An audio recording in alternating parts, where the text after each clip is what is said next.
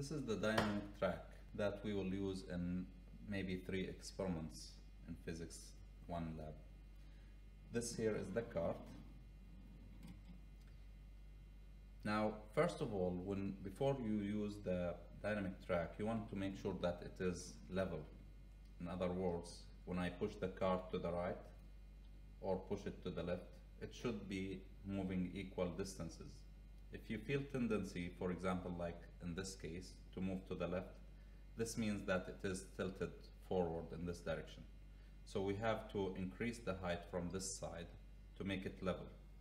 To increase the height, there are 2 screws, one here and one on the other side that you can tighten.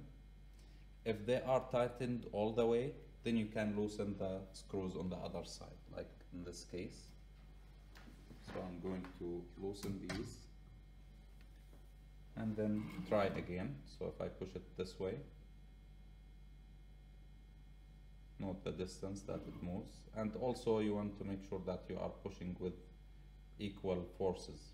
Okay, we still have to change the level a little bit. Okay, so let's try again. Okay, and if I push it to the other side, it's too much. So you need to keep trying until you get it right.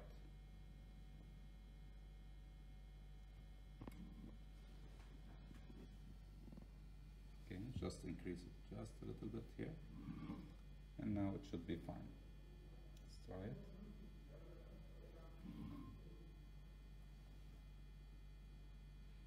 Okay, just a tiny bit, and we should be fine. Now, once you level the track, here we have a motion sensor or motion detector. This motion detector uses the ultrasonic waves to measure the distance between the sensor and the cart. The computer analyzes this information and then calculates the velocity and the acceleration for you. In order for the motion detector to work correctly, we want to make sure that it is level like this, vertical. And you want to make sure that this button is moved toward the cart, okay, not toward the moving object. So this mode allows you to make your measurements on the dynamic track. The interface right here is what collects the data from the sensor and sends it to the computer. Now on the computer side, the application that we use to analyze the information from this interface is called the Lagger Pro. So if I double click here, it will automatically display the position versus time and the velocity versus time graphs.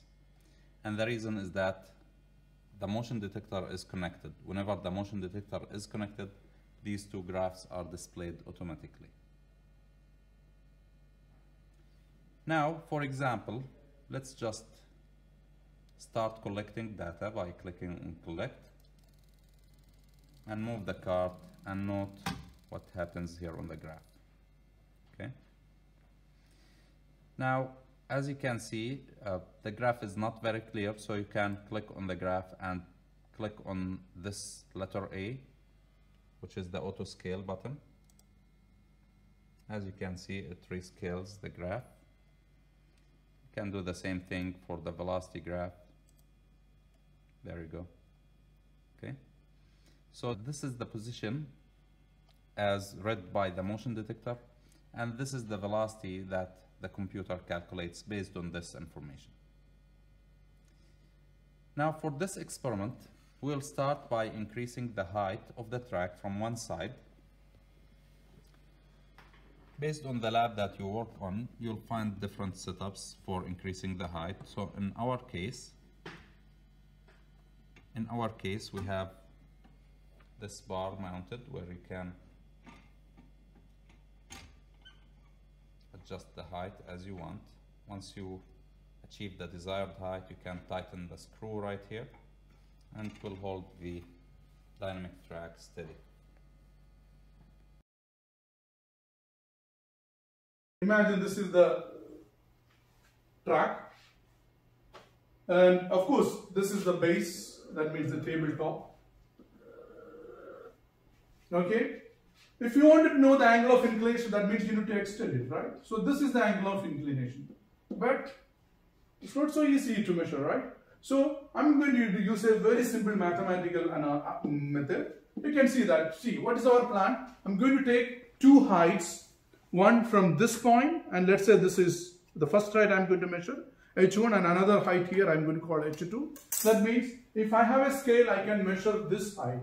Let's say this height is, and another height from here. Let's say the small one I call h1 and the bigger one I call h2.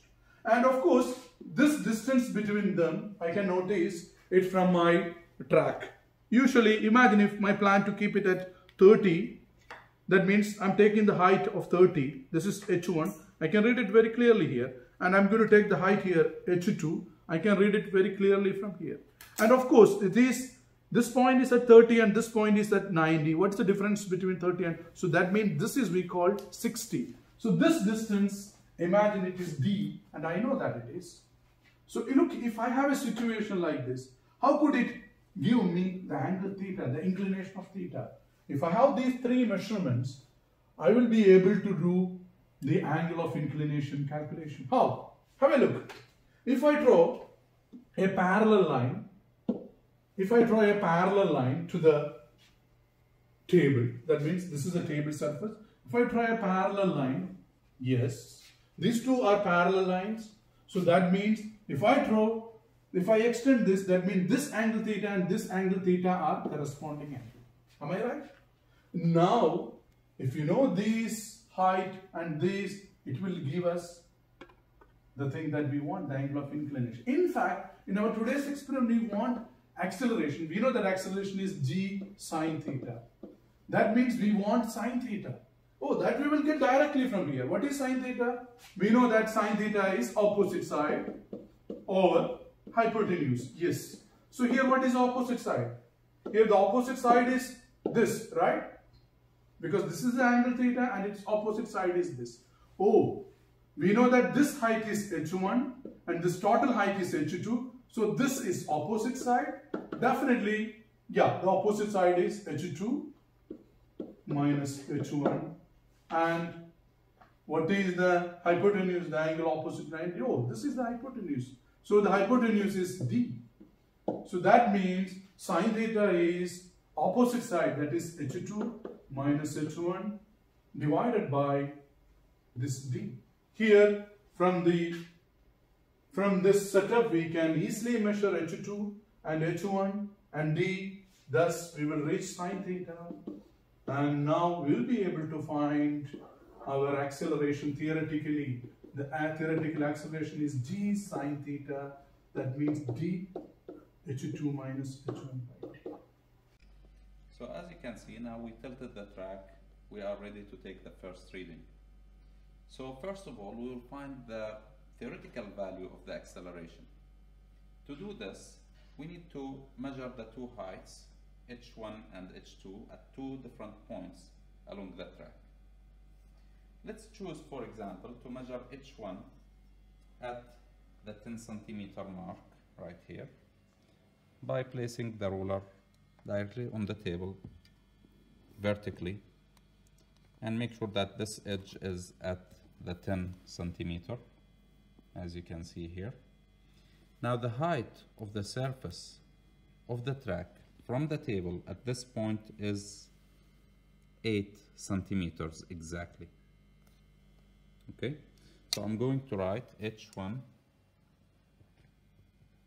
equals 8 centimeters. Now let's measure the height at a different point. Let's say at the 90 centimeter mark. And if you look carefully here, you'll find that the height of the surface of the track from the table at this point is about 5.3 centimeters. So let's write h2 equals 5.3 centimeter.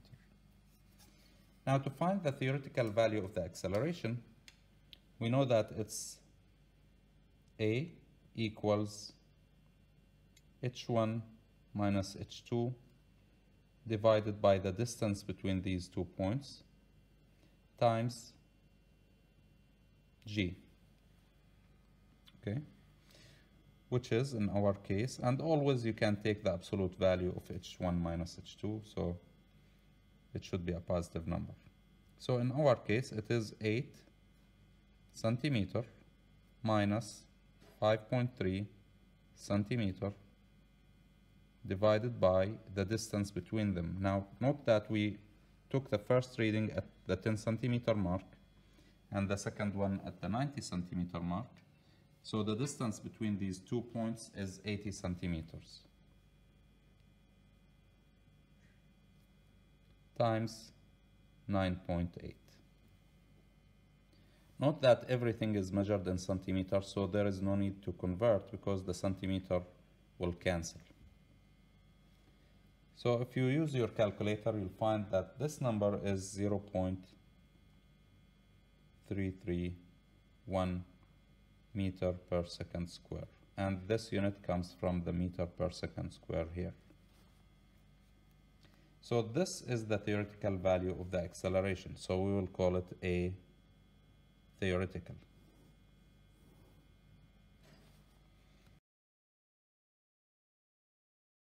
Now we will perform the experiment and find the acceleration of the cart experimentally. To do this experiment, I'm going to push the cart by hand, okay, and then observe the motion of the cart when it's moving under its own, under the influence of gravity, okay. So to do this, I'm going to start the collection, okay, and give the cart a push like this.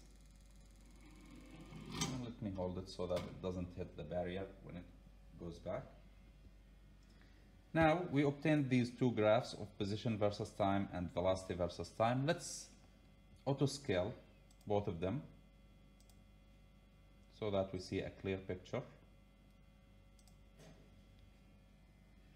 And remember, I started collecting the data and then after some period of time I pushed the cart. So this is what you can see here. The position was constant and then it starts moving. The velocity was 0 and then when I pushed it I give it an initial velocity. Now the velocity is negative here. The initial velocity is negative because the sensor reads anything that moves toward it as a negative velocity. Okay.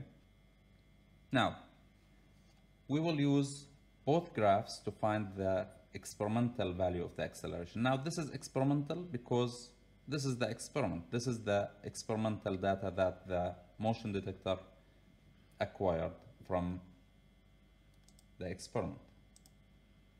So let's first find the experimental value of the acceleration using the x versus t graph. Now to do this, I'm going to add some fitting for my data, a curve fit in this case. Now we know from the theory that this curve is the best that fits my data because it contains t squared and t and a third constant. Because we know that x is given by x equals x0 plus v0 times t plus 1/2 at squared.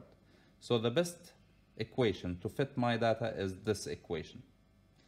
Now if I try to fit my data just like this, look at the fitting curve, it's way different from the actual experimental data. The reason for this is that I didn't tell the computer which part of the curve to fit. Because as I said earlier, let me cancel this. This graph represents the whole thing. When I started collecting data, it was at a fixed position and then I pushed the cart right here. This is where I pushed the cart and then the cart started to move under its own or under the influence of gravity, which is this whole curve up to this point where I held the car by my finger again. So I should start my fitting right here and end it there. Now if I do the same curve fitting, choose the same AT square plus BT plus C function, try fit and look at the black line. Now let's click OK. Here you can see the black dotted line is directly over my experimental data, so it fits it perfectly. So let's take a look at the information we obtained from this program that is written inside this box. It says x equals a t squared plus b times t plus c, and it tells you what a is and what b is and what c is, as you can see. So if you translate this into a meaningful equation, it becomes x equals 0.1751 t squared minus 1.146 times t plus 2.467. Now let's compare this to something that we know from the theory, which says that x equals 1/2 at squared plus v0 times t plus x0. This is what we know from the theory for motion with constant acceleration.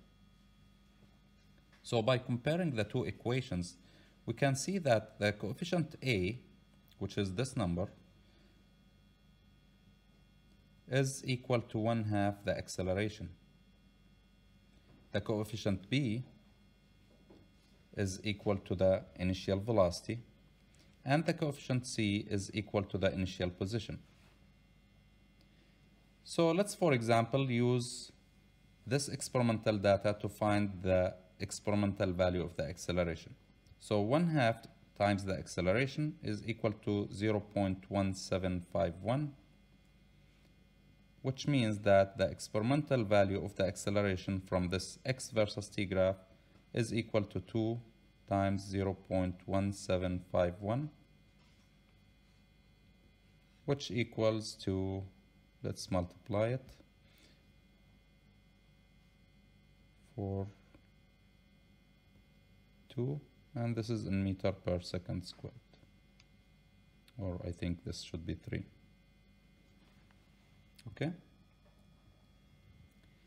Now, if you compare this to what we obtained before, here is the other paper that we used. A theoretical was 0.331. The experimental data shows that A experimental is 0.3402 meter per second squared. So the two values are very close together. You can compare them and calculate the percent error.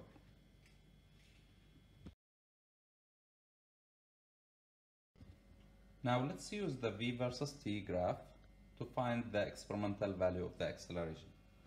Once again, let's look at the graph and try to understand what happened here. So again, we clicked on the collect, so we started collecting data.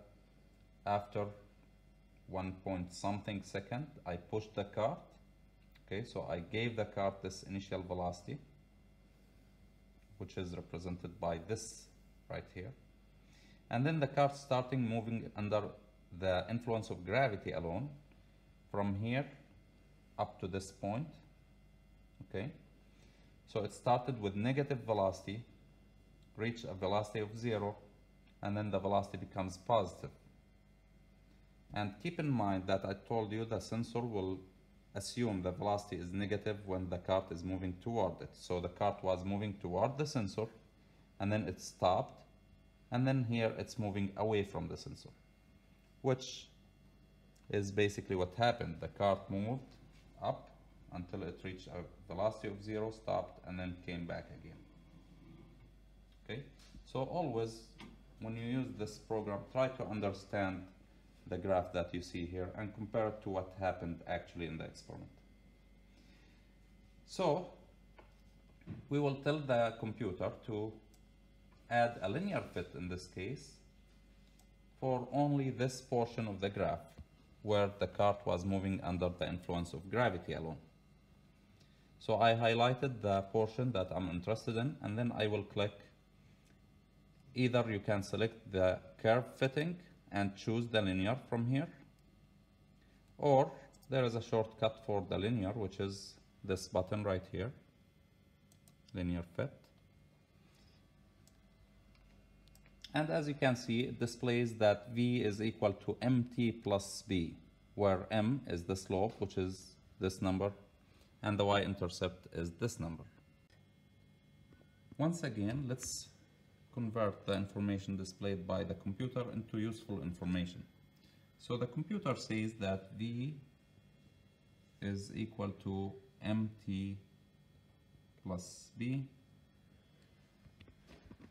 where m, which is the slope, is equal to 0.3497. This is multiplied by t, plus the y-intercept, which is negative 1.147. Now, from the theory, we know that for motion with constant acceleration, the velocity is given by v is equal to the acceleration times t plus the initial velocity. So, by comparison, we know that the slope of this graph represents the acceleration, and the y-intercept represents the initial velocity. So from this part of the experiment, the experimental value of the acceleration is 0.3497 meter per second squared. Now to compare, let's summarize. So we obtained from the theory A equals 0.331 meter per second squared. From the experiment, we used two parts from x versus t graph.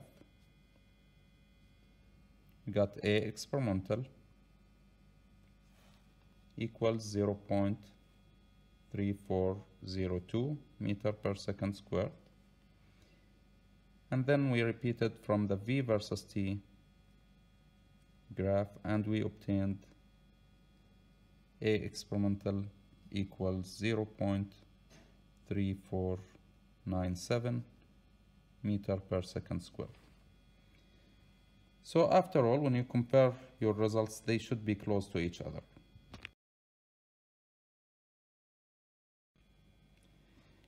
Let's compare one more thing. Notice that we can also use the same data to find the initial velocity of the cart, which was found to be minus 1.147 meter per second using the V versus T graph.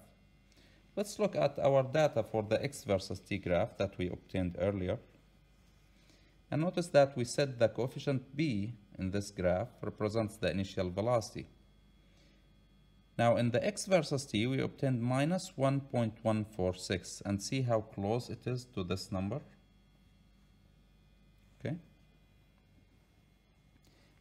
Now let's also look at the two graphs and compare them.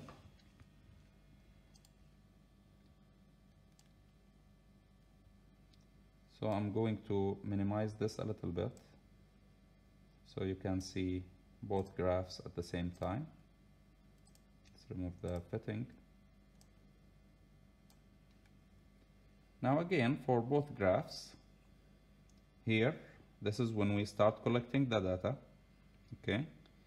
And then here, this is where I pushed the cart, so I gave the cart the initial velocity. Notice that this was done between this point and this point.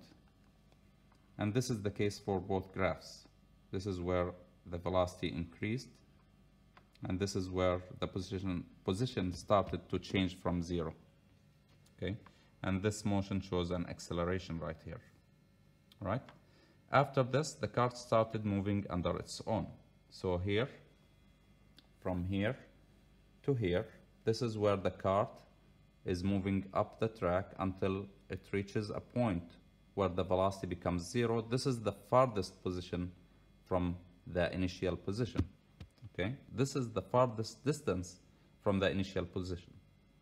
After this, the cart comes back again. That's why the velocity started to become positive. And then here at this point, this is where we stop the cart again.